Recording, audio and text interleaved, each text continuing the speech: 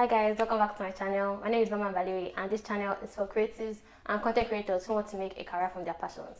So today we're going to be discussing what you should do when you cannot afford an expensive creative interest. So I'll be giving you 5 tips that you can do today when you want to start something but it's too expensive for you. So let's start right away.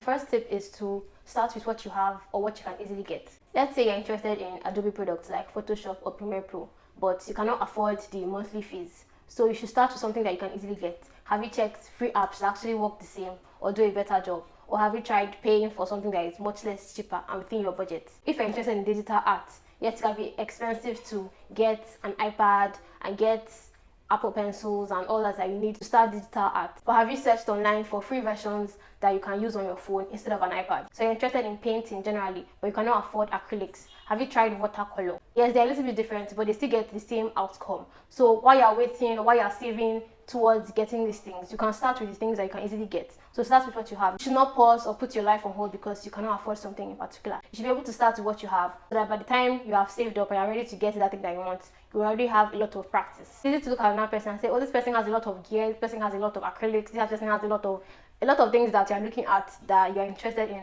but you cannot afford even one thing.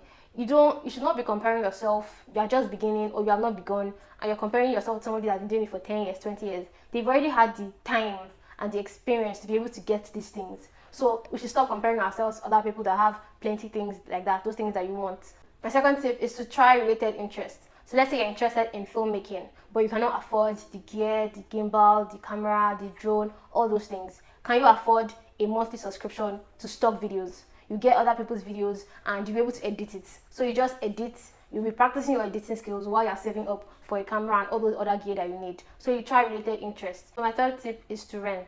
If you are considering photography but you cannot afford the lights, the background sets, all those things, it's going to be much cheaper to actually rent those things for a few hours than to be able to buy them. So you just rent for a few hours and return it when you're done, and meanwhile you are saving. Obviously this is not a tip that everybody will be able to do because renting sometimes is still very expensive.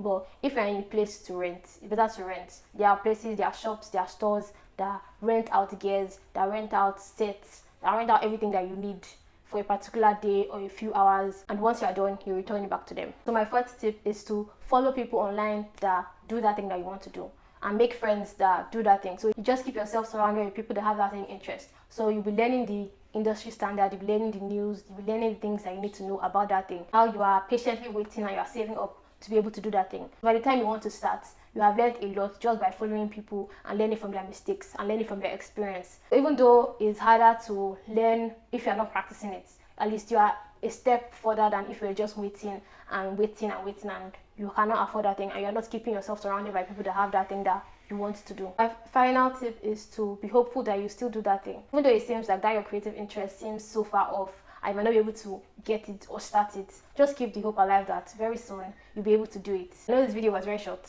but I just wanted to share this because I know that there are a lot of things that are very expensive that the average person will not be able to afford, especially if you're a student or you're not working and all that kind of things. So you can start with what you have, you can try other related things, you can rent, you can follow people that are doing the same thing online, and you can still keep the hope alive that one day you'll be able to do that thing. So I hope you enjoyed this video and it was valuable. If it was, please like this video and subscribe if you are not subscribed for weekly videos on creative entrepreneurship. So till next time.